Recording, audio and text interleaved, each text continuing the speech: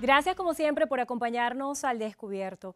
Gracias por la participación que tienen a través de todas las redes sociales con la etiqueta Al Descubierto Bebé. Hoy tenemos un programa bien especial. Tendremos el contraste de dos visiones del país. Tendremos algo que muchos denominan, y cuando los invitados lo supieron así mismo lo hicieron saber como su primera expresión, Freddy versus Freddy. Estará con nosotros en la primera parte del programa Freddy Guevara. En la próxima parte tendremos a Freddy Bernal. Gracias por estar con No, nosotros. gracias a ustedes. Freddy Guevara, primer vicepresidente de la Asamblea Nacional y coordinador nacional de Voluntad Popular. Gracias por estar con nosotros. A ustedes y bueno, coordinador encargado, porque Leopoldo López, quien es el fundador y líder de nuestro partido, aún está preso en su casa, pero muy firme y ayudándonos a conducir este proceso histórico que estamos viviendo. Ahora que hace esa acotación es interesante comenzar con esta pregunta. ¿En qué cambia la condición de Leopoldo López y su posición frente a Voluntad Popular? Muchos han interpretado el que se le haya otorgado esta medida como un producto de negociación con el gobierno nacional. ¿Se puede interpretar así? Mira, no hay ninguna duda de que la razón por la que Leopoldo está en su casa es producto de la presión. Es gracias a los escuderos, gracias a los jóvenes de la resistencia, gracias a todos los venezolanos y la presión de la comunidad internacional. Por concepto, una negociación es que tú cambias algo por algo. Tú negocias tu carro a cambio de dinero, negocias hacer algo a cambio de otra cosa. Y en el caso de lo que es la liberación de Leopoldo, la liberación no, el casa por cárcel de Leopoldo, en ningún momento hay un intercambio de nada. Leopoldo, por el contrario, al día siguiente en el que se conoció la noticia y estuvo ya en su casa, afortunadamente, con Lilian y su familia, me mandó a mí mismo a decir un mensaje público a los medios de comunicación, que si él tenía que volver a Ramo Verde para defender y mantener sus principios, estaba dispuesto a hacerlo, y lo que hizo fue llamar a la gente para que saliera a participar en la consulta popular que hubo el 16 de julio y continuar en las calles hasta conquistar la libertad. Ahora que menciona Ramo Verde, en una cadena nacional recientemente el presidente Nicolás Maduro hizo la siguiente afirmación: espero la constituyente para meter presos a los terroristas. Dijo que iba a meter presos a todos los que considera terroristas cuando comience a sesionar la Asamblea Nacional Constituyente. Y aseguró esto: cuando salió este muchachito estúpido que ya tiene su celda lista, porque lo que estoy esperando es que llegue la constituyente, vamos a tratar de hacer justicia, así como también pidió justicia para Ocariz por la violencia generada en Los Ruices. ¿Qué opinión le viene a la mente cuando escuchó esas afirmaciones? Mira, la verdad es que sentirme aludido porque Maduro me llame estúpido sería no hacer justicia con lo que uno cree de uno mismo. Pero más bien, yo te digo la verdad, cuando una persona como Nicolás Maduro lo insulta a uno y lo amenaza, yo te digo la verdad que me da orgullo. Me da orgullo que una persona que es la que tiene el mayor rechazo de toda la historia del país, no ha habido nadie que a nivel internacional y nacional cuente con tanto rechazo, animadversión bueno, y resquemor de la población. Si esa persona me considera a mí eso, yo creo que estoy haciendo lo correcto. Y si me amenaza con cárcel es porque, primero, lo que estoy haciendo por el país está haciéndole daño, y si le está haciendo daño a él, estoy beneficiando al pueblo. Y en segundo lugar, es porque él no ha terminado de entender que esta no es una lucha por intereses personales. Es decir, yo ni nadie de los que están en esta lucha nos vamos a echar para atrás por temor a que perder la libertad o con esta integridad. Nosotros estamos luchando por algo que va mucho más allá de nosotros mismos, y son los derechos de todo un pueblo. Y si uno tiene que arriesgar su libertad o su vida para que las cosas cambien, no es que lo vamos a hacer, es que ya lo hemos estado haciendo y lo vamos a seguir haciendo. Así que, bueno, cachicamos diciendo la morrocoy con chubo. Estamos en una cuenta regresiva para lo que se ha denominado una fecha que es la fecha tope, el 30 de julio. Ustedes anunciaban ya una hoja de ruta y presentaban un acuerdo de unidad nacional. Yo quisiera que comenzáramos a analizar cada uno de los pasos y las decisiones que se han tomado. Antes de hablar del acuerdo nacional, quisiera conocer su balance acerca del paro cívico de 24 horas. Muchos cuestionaron que un paro se sometía a la voluntad de una persona de asistir o no a su trabajo, pero la presencia de barricadas obstaculizaba el paso que de algunas personas que sí pudieran haber querido ir a sus trabajos, de alguna manera le resta legitimidad a ese espíritu de lo que es un paro cívico. ¿Cómo pudiera ser el balance? Esto es un paro activo. Lo que hicimos el jueves fue un paro activo de 24 horas, en el cual había esencialmente dos instrucciones: o te quedas en tu casa en señal de protesta, es decir, no salías ni a las diligencias ni a trabajar, o si salías era a protestar. Y la tranca al final, mira, eso es una protesta que el régimen se las da de purista, y aquí, desde que el mundo es mundo, las poblaciones trancan sus vías cada vez que tienen un problema con el gobierno. La protesta popular por excelencia es trancar la calle de tu barrio para que te pongan el agua, para que recojan la basura, para que llegue el gas. Entonces ahora ellos se las dan, además de que tú tienes en ese régimen gente que vivía encapuchada y quemando autobuses y matando gente, y ahora ellos se las dan de los puristas en los que no quieren que la gente proteste. Por lo tanto, este paro fue un gran éxito. El nombramiento de los magistrados fue avanzar en lo que es la voluntad del pueblo de Venezuela que expresó el 16 de diciembre, el 16 de julio, perdón, y todo lo que es la protesta de calle es el mecanismo que este régimen le ha dejado al pueblo para poder luchar por su libertad, porque nos cerraron todas las vías, Indira. Nosotros nos cerraron todas las vías, no permiten que la gente vote, no permiten a la Asamblea Nacional tomar las decisiones que la gente quiere, no permiten entrar las medicinas y los alimentos que hemos conseguido donados para que la gente no tenga que comer basura o estar muriendo por falta de medicina. Bueno, le cerraron todas las opciones al pueblo. Y ahora no pueden pretender que entonces nosotros nos vayamos a protestar con una cartulina diciendo: Maduro, te quiero mucho, hazme el favor de no matarme. No, no, no. Aquí viene protesta, fuerte, firme, valiente, y nosotros vamos a seguir acompañando al pueblo porque nos estamos jugando la república, el país, la vida, y aquí hay mucha gente que está, bueno, dispuesta a hacer y dar el todo por el todo para que podamos tener una Venezuela libre. La denominada resistencia, ¿quién controla esa agenda? Porque de alguna forma no solamente le hace daño al gobierno, sino también a la oposición cuando no se pliegan a los llamados oficiales que hace la Mesa de la Unidad Democrática. ¿Quién controla esa agenda? Mira, yo no creo que la resistencia le hace daño a la oposición. Estoy convencido que la resistencia ha sido la principal vanguardia de esta lucha. Quiero aprovechar este espacio y darle un reconocimiento a todos los escuderos, a estos jóvenes que con un cartón, con una lámina, con una cerámica, bueno, agarran y salen valientemente y se enfrentan a unos blindados, a unos tipos armados de Robocop y sin armas, porque ojo, es una estrategia defensiva. Ahí lo que hay son jóvenes que salen a defender a las abuelitas que están en la marcha, que estos delincuentes les tiran bombas lacrimógenas indiscriminadamente. Por lo tanto, a la resistencia no la controla nadie, la controla su corazón, la controlan los valores, la controlan los principios. A mí cuando me acusa el régimen de que yo controlo la resistencia, honor sería para mí poder controlar a esos jóvenes. Pero nadie los controla salvo su voluntad de luchar por un país distinto y de tener un gobierno diferente. Distintos voceros del gobierno aseguran que este grupo denominado Resistencia recibe algún tipo de pago por parte de la oposición. ¿Esto es así? Ojalá que va a ser eso cierto. Mira, la verdad, no salen unos ridículos de ellos diciendo que Lilian les pagaba con Nutella. O sea, esta gente es tan poco seria que se inventan estas cosas. Afortunadamente, nadie le cree a Nicolás Maduro y todo el mundo sabe que no solamente es un mentiroso compulsivo, sino que representa al gobierno más corrupto y mentiroso de toda la historia. Vamos a hablar ahora acerca de la propuesta que se hizo en este marco, esta hoja de ruta que trazó la oposición venezolana y el Acuerdo de Unidad Nacional. Voy a citar a Nickmer Evans, que es un dirigente de Marea Socialista y que ha sido de alguna manera disentido de posturas muy radicalmente del oficialismo. Y él pregunta, voy a citar, ¿qué carajo es un gobierno de unidad nacional? Mira, un gobierno de unión nacional es lo que hemos llamado, no de unidad. Un gobierno de unión nacional es el compromiso y el reconocimiento de que este país y esta lucha no se trata solamente de sacar a Nicolás Maduro, sino de reconstruir a Venezuela. Y la gravedad de la crisis en la cual estamos nos obliga a que quien vaya a sustituir a Nicolás Maduro, que estamos seguros que va a ser muy pronto y que va a ser alguien que va a venir de las filas de la oposición, que el pueblo va a elegir, no puede ir solamente a aplicar su programa o el programa de su partido. En cualquier país normal, aquí en Venezuela antes, bueno, la gente decía voto por este o por este, y si tú votabas por la opción A, era porque apoyaba su programa y su propuesta. En este caso, quien vaya a asumir las tareas de reconstruir este país luego de que Nicolás Maduro salga del poder, no puede aplicar solamente su programa, tiene que liderar a todo un país y tiene que usar el programa de todos nosotros. Por eso, un gobierno de unión nacional incluye a todos los partidos de la oposición, que eso primero hay que dejarlo claro, no es que la oposición se divida después de que haya el cambio, no, porque el reto es muy grande y la estabilidad y reconstruir a Venezuela va a requerir a todo el mundo. Dos, a los independientes también, porque esto no se trata de ser como el chavismo que solo mete a los que tienen el carnet, no, nosotros vamos a buscar a los mejores. ¿Quién es el mejor que tenga políticas de salud? Es el que va a ser el ministro de Salud.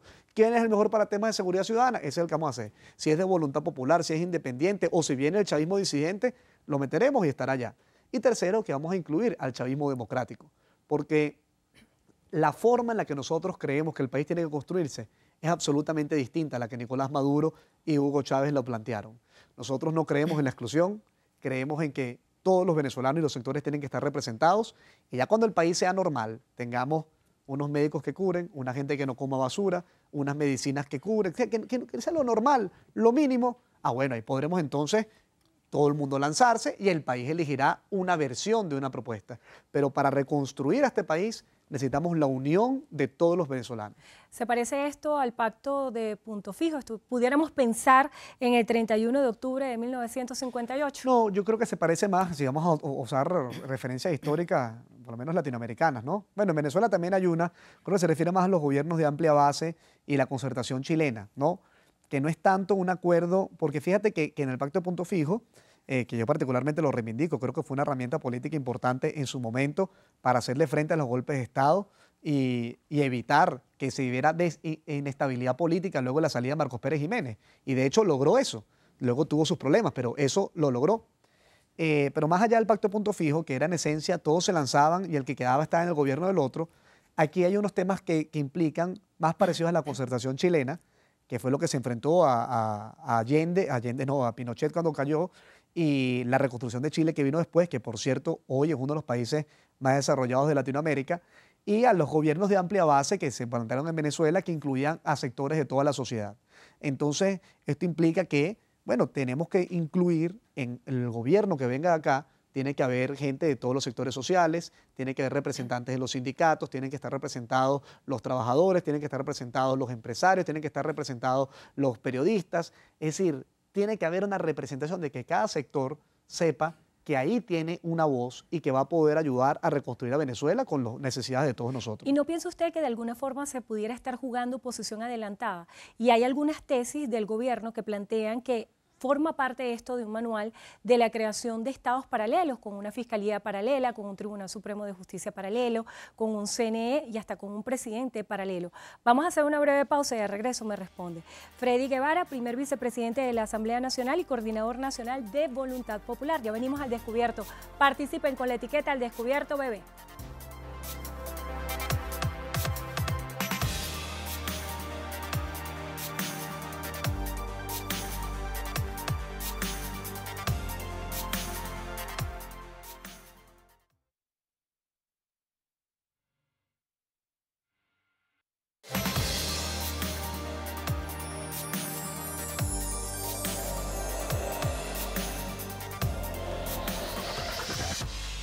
Continuamos al Descubierto. Estamos conversando con Freddy Guevara, primer vicepresidente de la Asamblea Nacional y también coordinador nacional de Voluntad Popular, encargado, nos aclaraba él. Su respuesta ante el planteamiento que le hacía en la parte anterior del Estado paralelo. Del Estado paralelo, sí. Porque si revisamos la historia, los Estados paralelos surgen en contextos de guerras civiles, incursiones extranjeras o en un contexto en el cual quieran presionar una negociación rápida. ¿Cuál es la posibilidad y si esto se puede plantear así? Esto es muy sencillo. La Constitución establece claramente quiénes pueden nombrar rectores del CNE, quién es el que autoriza que se nombre vicefiscal y quién debe nombrar magistrados. La Asamblea Nacional. La Constitución no dice que si la Asamblea Nacional hace tal, entonces lo puede nombrar el... No, nada de eso. Dice la Asamblea Nacional. ¿Quiénes nombraron a unos rectores del CNE ilegalmente en el Tribunal Supremo de Justicia? El gobierno. ¿Quién nombró ilegalmente a una vicefiscal que lo que ha hecho ahorita es, bueno, dar pena ante todo el mundo? Ni siquiera la dejaron entrar en la reunión de vicefiscales en Argentina. El gobierno. ¿Quiénes tenemos que nombrar a los rectores del CNE? Nosotros. ¿A quiénes les corresponde nombrar magistrados? A nosotros en la Asamblea Nacional. Quienes quieren montar un Estado paralelo, paralelo a la Constitución, paralelo a la democracia, comunal y comunista, son los seguidores de Nicolás Maduro, no nosotros. Nosotros lo que estamos es haciendo nuestro deber y nuestra labor, que es designar a los poderes públicos de acuerdo a la Constitución. Por eso la Asamblea Nacional avanzó y nombró a los magistrados, porque Venezuela necesita magistrados que no estén destruyendo la República, sino que por el contrario estén avanzando de forma clara para hacer respetar el derecho de los ciudadanos. El presidente de la República, Nicolás Maduro, y también el canciller Samuel Moncada han hecho en distintos escenarios la afirmación de que la oposición venezolana es apátrida porque se ha encargado de hacer una cruzada internacional para tratar de deslegitimar el gobierno. Las reacciones que hay en el mundo en torno a la Asamblea Nacional Constituyente, ¿cree usted que obedecen a un trabajo del lobby político que ha hecho la oposición o piensa usted son posturas que solamente se apegan a la democracia? Mira, sin lugar a dudas, toda la presión internacional ha venido promovida por nosotros y eso nosotros no tenemos ningún temor de decirlo. Mira, ¿quién le decía a pátria a Simón Bolívar por salir a buscar el apoyo del Imperio Británico para enfrentarse al Imperio Español? Quién le dijo también a Francisco de Miranda, que era un traidor a la patria, por salir a pedir el apoyo de Caterina, la emperatriz de Rusia, cuando estaba buscando fondos para la resistencia libertadora en Venezuela? Siempre ocurre eso, siempre el tirano busca deslegitimar la lucha simplemente porque uno busque apoyo internacional. Y claro que nosotros buscamos apoyo internacional y lo tenemos. Ese proyecto de fraude constituyente no es que tiene un plomo en el ala, es que no tiene alas, porque nadie lo va a reconocer, ni los venezolanos ni la comunidad internacional. Y al final de cuentas, esta gente lo que tiene es un problema, que ellos confunden la patria con su partido y su gobierno. Y la patria es mucho más grande que yo, que Samuel Moncada, que Nicolás Maduro. La patria somos todos, los incluye a ellos. Pero no porque yo ataque a Nicolás Maduro soy un traidor a la patria, por el contrario, apoyar a Nicolás Maduro, que ha entregado a los cubanos, que ha metido bolivianos en el ejército, que ha entregado la faja petrolífera, que quiere entregarle a transnacionales todo el tema del arco minero. Eso sí es traición a la patria. Nosotros lo que estamos es defendiendo el derecho que tiene un pueblo de elegir y decidir su destino y que no se le impongan una cuerda de corruptos encerrados en una oficina con aire acondicionado. Aseguraba que se iba a radicalizar la postura de la oposición a partir de esta semana, porque ya es la última semana previa a la elección de la Asamblea Nacional Constituyente. ¿Qué medidas se piensan tomar? Y quiero también que nos aclare qué es la hora cero. Si nosotros revisamos históricamente qué es la hora cero, tiene varias significaciones fuera del contexto político. Presuntamente proviene del término alemán Stunde Null, que implica el inicio de una operación o evento militar, haciendo referencia al 8 de mayo de 1945 a la medianoche, marcando así el fin de la Segunda Guerra Mundial. Otra de las definiciones que se manejan de la frase es el momento preciso donde comienza un suceso que sin saberlo será plasmado en la historia escrita o contada. ¿Qué es para ustedes la hora cero y cuándo comienza? Lo segundo, no lo primero. Mira, todo el país ha visto cuando el transporte público pone hora cero, cuando algunos sindicatos, cuando algún sector llama a una hora cero. Y es precisamente el momento en el cual la gente dice, bueno, ya, me obstiné, hasta aquí llegamos con esto. La hora cero comenzó el jueves con el paro cívico de 24 horas, continuó el viernes con lo que es la designación de los magistrados, el sábado movilizaciones de calle en el pueblo venezolano y esta semana tenemos que aumentar al máximo la presión, al máximo. Eso implica que estemos preparados para una huelga general, que estemos preparados para una tranca permanente, que estemos preparados para venir todos para Caracas, a tomar Caracas y no movernos de acá, esta vez sin horario, y que estemos preparados a hacer todo lo que tengamos que hacer, sin violencia, pero todo lo que tengamos que hacer para defender el derecho de que usted tenga un futuro que usted decida y no que se le imponga Nicolás Maduro y sus secuaces. Muchos ven con escepticismo la palabra negociación, pero sin duda cuando piensas en la política es el arte de la negociación. ¿Creen ustedes que en estas horas se pudiera dar un acuerdo, una negociación o se pudiera iniciar un nuevo camino de diálogo nacional? Mira, la negociación depende de para qué es. Si es una negociación para una solución a esta crisis, ojalá se dé, ojalá, porque eso, como tú dices, es la práctica común de la política en todo el planeta Tierra, cuando hay democracia. La oposición y el gobierno negocian posturas, llegan a temas conjuntos y avanzan. Los gobiernos negocian con los sindicatos, los negocios gobiernan, el gobierno negocia con los empresarios, los estudiantes negocian con sus rectores. Esa es la dinámica de la política. Pero esta gente ve la negociación como una herramienta de desmovilización, de división y de ganar oxígeno y tiempo. Si estaría planteado en este país un proceso de negociación que implicara la certeza de que este pueblo va a poder elegir un nuevo gobierno, bueno, ojalá, bienvenido sea. ¿Detener la Asamblea Nacional Constituyente no es una herramienta de negociación para ustedes? Mira, ojalá ellos la detuviesen. Yo siento que el país necesita muestras reales, porque es que a este gobierno nadie le cree.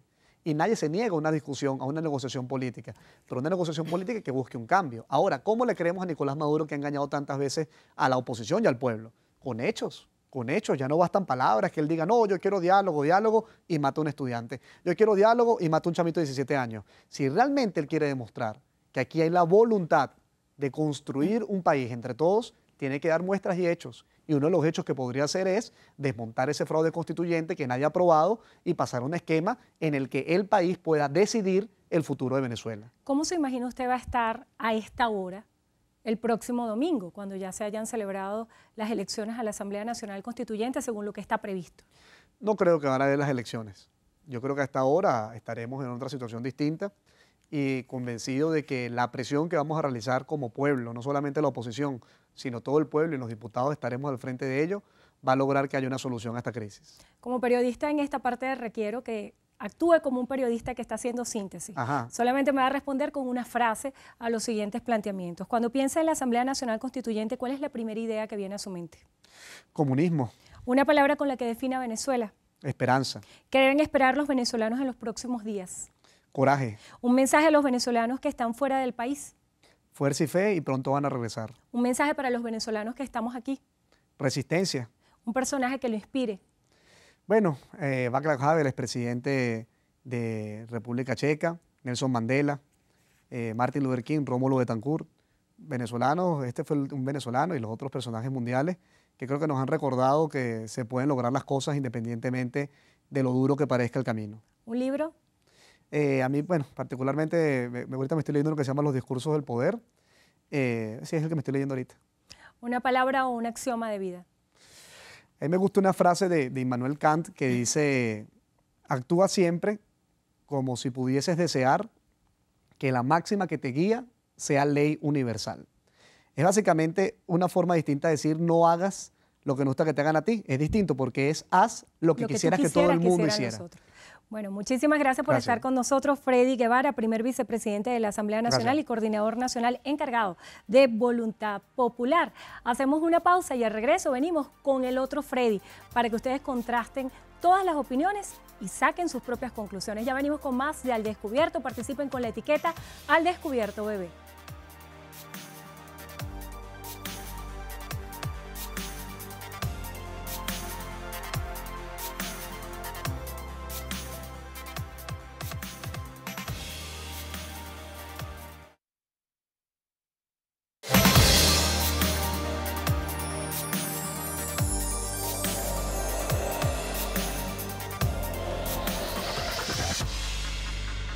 Gracias por continuar con nosotros Al Descubierto. Agradecemos la participación que tienen a través de las redes sociales con la etiqueta Al Descubierto Bebé. Estamos revisando cada uno de sus mensajes.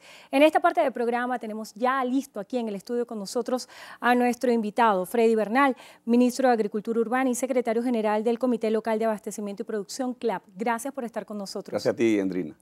Una semana que ha sido muy movida, también una semana que implica el conteo regresivo hacia el 30 de julio, una fecha determinante para la historia del país, una semana también calificada por muchos como crucial. ¿Qué ha sido lo más importante para usted en esta semana a nivel informativo? Bueno, tú lo has dicho, 7 días y un lindo amanecer.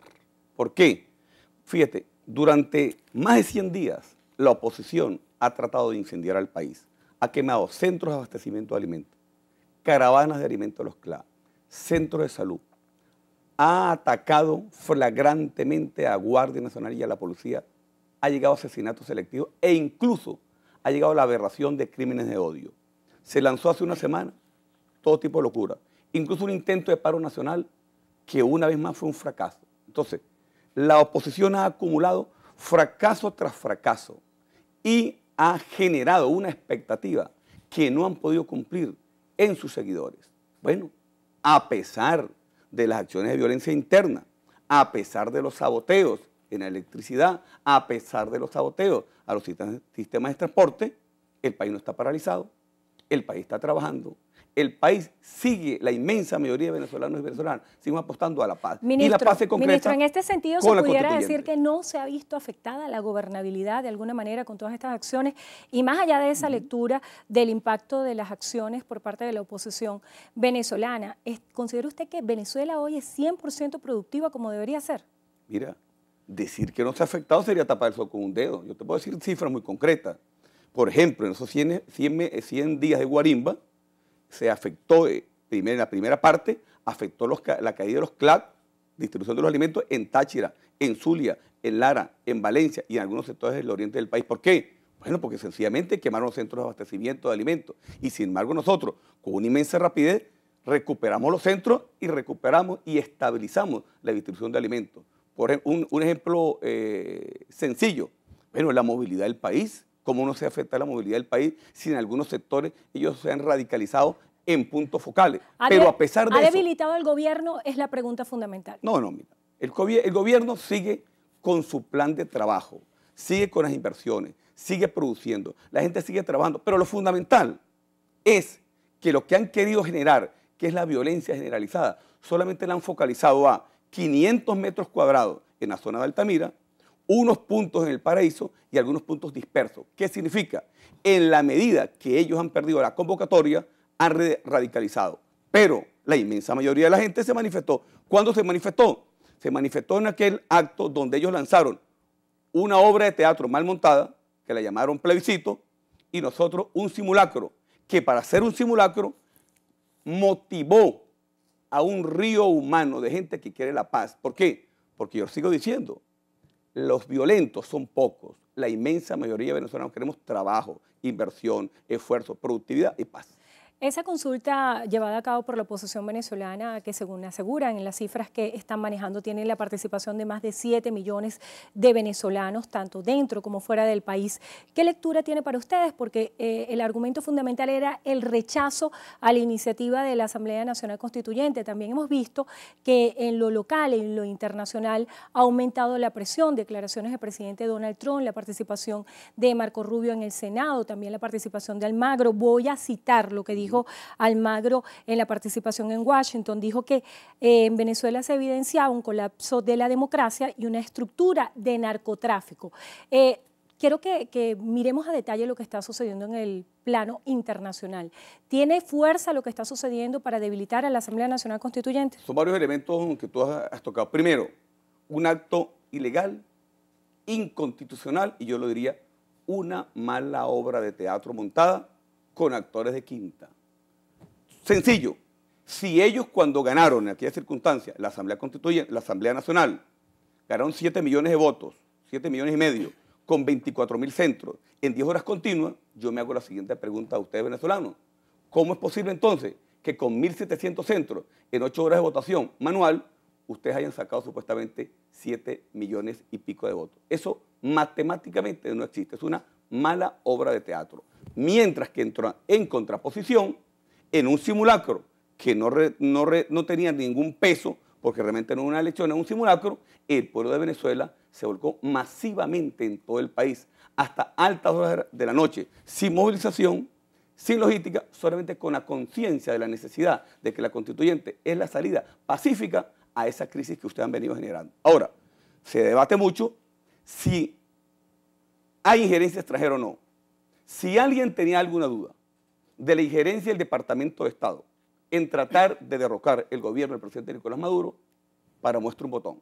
El señor Almagro fue al Senado de los Estados Unidos a dar un debate sobre Venezuela, tratando, y dijo algo muy grave. ¿Qué dijo Almagro en el Senado de los Estados Unidos? Dijo, aunque a Cuba le aplicaron sanciones económicas durante 50 años, no pasó nada. No bastan las sanciones. Lo importante es que el pueblo se mantenga en la calle. ¿Qué significa? Una flagrante violación, de intento de violación de nuestra soberanía, de nuestra autodeterminación de los pueblos. Y los Estados Unidos pretenden ser el dueño de América Latina y el mundo. Bueno, ante eso, la comunidad internacional ha comenzado a responder. El vocero de la Cancillería rusa declaró hace pocos días que es una intromisión en los asuntos internos de Venezuela, que no va a permitirse gobiernos paralelos y venezolanos y venezolanas. 10 segundos. Una pregunta para ustedes. No le hablo a los chavistas, le hablo a los venezolanos. ¿Usted está de acuerdo con el gobierno paralelo que montaron en Libia, con sede en París, que llevó a la desintegración del Estado, a la destrucción de la nación y acabar con ese hermoso país? ¿Usted está de acuerdo, opositor venezolano sensato, en montar un gobierno paralelo como el de Siria, que produzca 800.000 muertos, 4 millones exiliados y la hermosa Siria destruida? Usted puede estar de acuerdo o en desacuerdo conmigo. Usted tiene derecho según esta democracia.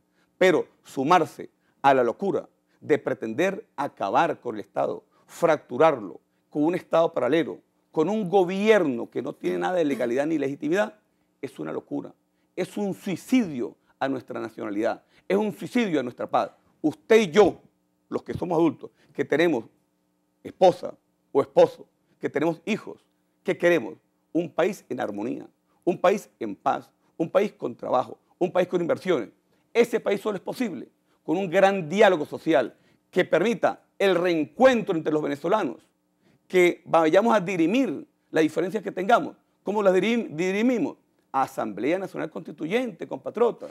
Lamentablemente, la oposición pero fíjese, no fíjese se anotó, bien, fíjese pero bien. nosotros seguimos hablando del diálogo. Fíjese bien, ustedes plantean el diálogo como una opción y así ponen es. como escenario a la Asamblea Así Nacional es. Constituyente. Al no participar la oposición venezolana, ¿con quién sería ese diálogo? Perfecto. ¿Con quién sería ese diálogo? Mire, tu pregunta viene como anillo al dedo.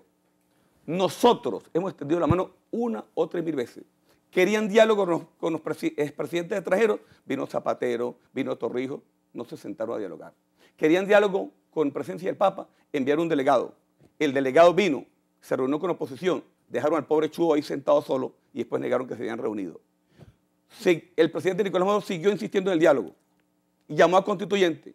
Ustedes se negaron a sentarse en la constituyente. Bueno, la constituyente tiene la obligación como poder originario, al establecerse la constituyente como se va a establecer, volver a extender las manos al diálogo y llamar a los sectores sensatos de Venezuela a sentarse. Vamos a construir el país entre todos. No somos enemigos. Podemos tener diferencias políticas, eso se respeta, pero no somos enemigos. No tenemos por qué odiarnos, no tenemos por qué matarnos, no tenemos por qué destruir este país que es de usted, que es mío, que es de mis hijos, que es de tus hijos.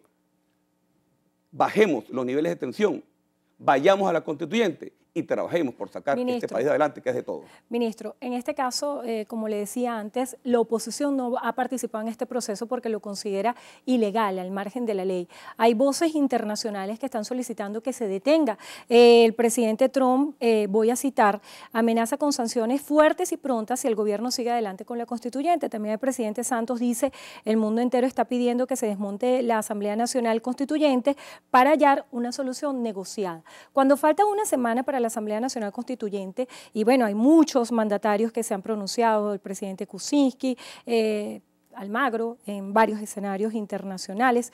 ¿Cree usted que cuando falta una semana hay alguna posibilidad de que el gobierno reflexione o recapacite, o como lo quieran llamar, y suspenda la posibilidad de una Asamblea Nacional Constituyente? Yo diría diferente. ¿Será que hay posibilidad que la oposición reflexione desde la violencia y tratar de incendiar este hermoso país? Fíjense, primero el señor Trump, lo respetamos, es el presidente de los Estados Unidos, no es el presidente de Venezuela. Estos no son los Estados Unidos de Venezuela, no. Tampoco somos una colonia extranjera. Segundo, es tratar de montar el mismo esquema, Endrina, el mismo esquema de Libia. Mira, Libia, primero, buscar una liga árabe para aislar a Libia, montar un gobierno paralelo en París, y luego vino la ayuda humanitaria. ¿En qué consistió? En bombardear el segundo país con mayor nivel social del África. Usted ha mencionado una palabra clave. Gobierno paralelo. Se ha dicho a través de la iniciativa de juramentación de los magistrados del Tribunal Supremo de Justicia que va a haber un TCJ paralelo, también un CNE paralelo, un gobierno de transición que pudiera llamarse un gobierno paralelo. La Asamblea Nacional Constituyente es un parlamento paralelo, inhabilita a la Asamblea Nacional. Vamos a hacer una breve pausa y al regreso me responde Freddy Bernal, ministro de Agricultura Urbana y secretario general del Comité Locales de Abastecimiento y Producción, CLAP. Sigan participando. Al Descubierto, bebé, ya venimos.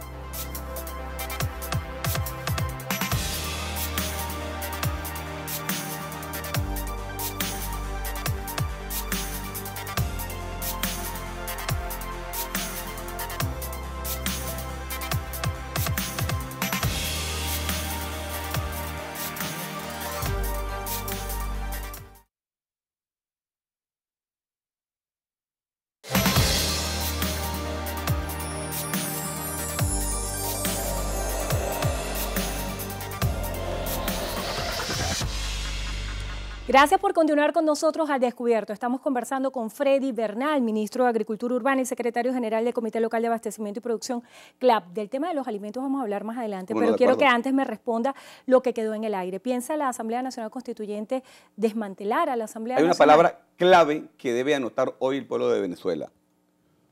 Los poderes constituidos cohabitan con la Asamblea Nacional Constituyente. ¿Qué significa eso?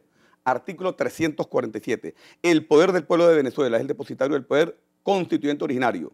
En ejercicio de dicho poder puede convocar un constituyente para transformar el Estado, crear un nuevo ordenamiento jurídico y redactar una nueva constitución. Lo demás, como decimos en criollo, es habladera de tonterías. El acuerdo de gobernabilidad presentado recientemente por la Mesa de la Unidad Democrática, que tiene 3 aspectos fundamentales: atención de emergencia social, estabilización del país con un nuevo modelo económico y ejecución de medidas necesarias. ¿Qué opina?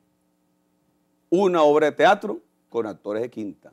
¿Qué vamos a hacer en la constituyente? 4 cosas muy rápido, y estoy seguro que el pueblo de Venezuela las ansía. Primero, revisar la posibilidad de las penas continuas. Un ejemplo muy sencillo: viene un delincuente, se mete en un apartamento, roba, viola a una señora y luego la asesina. Paga 15 años de cárcel. No puede ser. Las penas continuas es cantidad de delitos, cantidad de penas. ¿Para qué? Para luchar contra los criminales, contra las bandas paramilitares. Número 2, un elemento importante: la desmedida y locura inflación inducida. Es necesario regular los mecanismos de precios que vayan de acuerdo con la inflación real y no con la inflación inducida.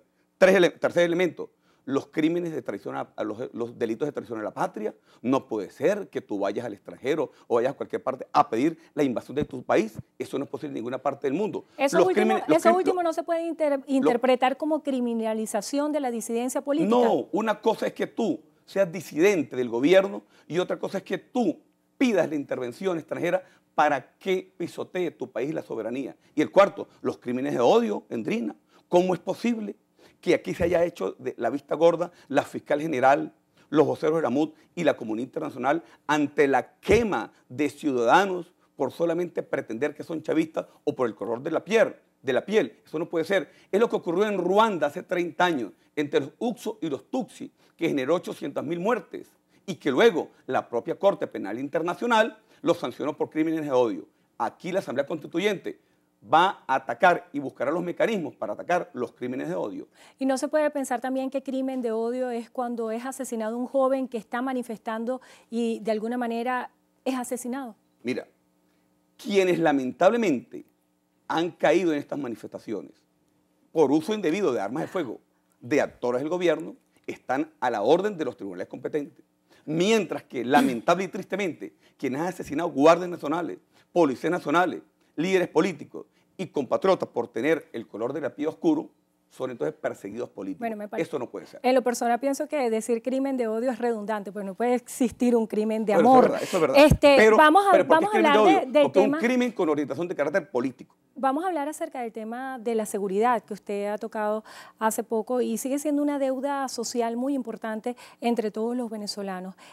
Tal vez uno de los aspectos que más preocupa y que ha llevado a muchos venezolanos a irse del país. ¿Qué ha pasado, siendo autocrítico, con el gobierno que no ha dado una respuesta eficaz para el tema de la seguridad? Mira, no vamos a tapar eso con un dedo. Por supuesto que hay elementos concretos de la criminalidad, ¿no? Pero también es verdad que una criminalidad inducida y que la criminalidad venezolana actúa con esquemas que no eran propios de los venezolanos, inducidos desde el exterior. Se llama la inducción paramilitar.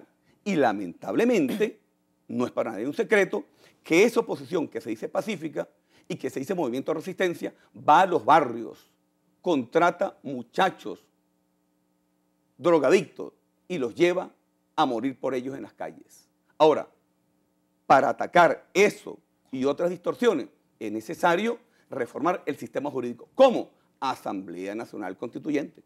Se ha planteado mucho la pregunta: ¿quiénes controlan la agenda de los radicales en este sentido de ambos bandos? ¿Cómo controlar de alguna forma las incursiones que se dice son de grupos armados que han sido calificados como paramilitares y que se definen coloquialmente como colectivos? ¿Cómo el gobierno puede controlar eso? Mire, yo te digo una cosa. En la actividad pasada del simulacro electoral, bajaron millones de personas a reafirmar su paz. Y yo lo digo aquí: Dios nos libre y la Virgen nos proteja de que aquí el pueblo de Venezuela salga a las calles. Porque si sale a las calles, no va a salir a tumbar a Maduro. Y si sale a las calles, no va a salir encapuchado. ¿Por qué? Porque nosotros, desde que nos rebelamos hace 20 años, siempre hemos dado la cara. Que hay colectivos diversos, sí. Ahora, que hay algunos colectivos violentos, yo no lo puedo negar.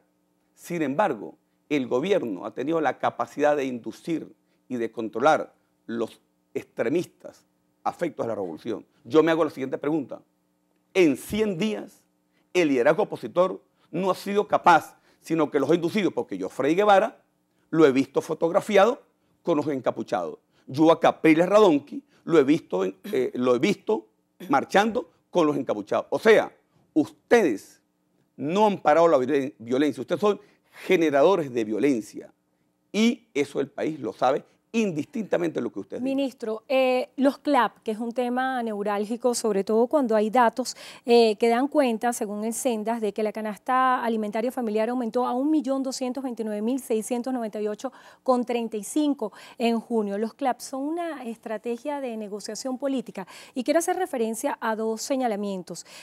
Hay unas declaraciones que se recogen de los residentes de Parque Caracas, Cruz Roja, Esquinas de Mirador y Esmeralda, que dice primero nos dieron los CLAP y después nos dieron bombas. También protestan en Catias por amenazas de quitar los CLAP. ¿Se está haciendo política con los alimentos? Dos cositas. Este es el único país donde los ricos manifiestan. ¿Qué hay en el oeste de Caracas? Un pedacito en el Paraíso y más nada. Y han intentado con la Candelaria. Esto es una dictadura muy rara. Los pobres van a reafirmar la paz. Los ricos manifiestan, trancan. Ahora, los CLAP son una herramienta en medio de la guerra económica para garantizar hoy alimento seguro, a buen precio, sin bachaqueo y sin mafia, a 6 millones de venezolanos. No son perfectos, pero son perfectibles. Lo estamos mejorando y el pueblo lo ha asumido con humildad, con nobleza y lo ha asumido como un elemento transitorio, porque aquí lo importante es que, posterior a la constituyente, nos dediquemos todos a la productividad del país. Llenemos los anaqueles con productos producidos en Venezuela, con el esfuerzo, con el trabajo de empresarios venezolanos, de cooperativas, de los CLAC y de todos los venezolanos que querramos la paz. El vicepresidente de la República declaró que está en sesión permanente del Consejo de Seguridad de Estado. También había declaraciones esta semana de la presidenta del CNET, Ibisaí Lucena, asegurando que por condiciones inusuales se estaban tomando medidas inusuales para garantizar la seguridad este 30 de julio. ¿Qué piensa usted va a suceder ese día? ¿Qué piensa el 30 de julio? Mira esto, Andrina. Carnet de la Patria. 14 millones de venezolanos y venezolanas se inscribieron en el Carnet de la Patria. Bueno, la inmensa mayoría afectos al gobierno, otros no, y otros sencillamente con las expectativas. Este Carnet de la Patria permite seguir profundizando la revolución bolivariana y socialista. Por ello, este 30 de julio, con la cédula y el Carnet de la Patria, vamos a la Constituyente para reafirmar la paz, la armonía, la unidad. Vamos a finalizar el programa y en esta parte requiero su capacidad de síntesis porque debe responderme con solo una palabra a cada uno de los planteamientos que le voy a hacer. Cuando piensa en la Asamblea Nacional Constituyente, ¿cuál es la primera idea que viene a su mente? La paz. Una palabra con la que define a Venezuela. Crecimiento. ¿Qué deben esperar los venezolanos los próximos días? Esperanza. Un mensaje a los venezolanos que están fuera del país. Confianza. Un mensaje para los venezolanos que estamos aquí. Unidad. Un personaje que lo inspire. Mandela. Un libro. Venas abiertas a América Latina. Una palabra o un axioma de vida.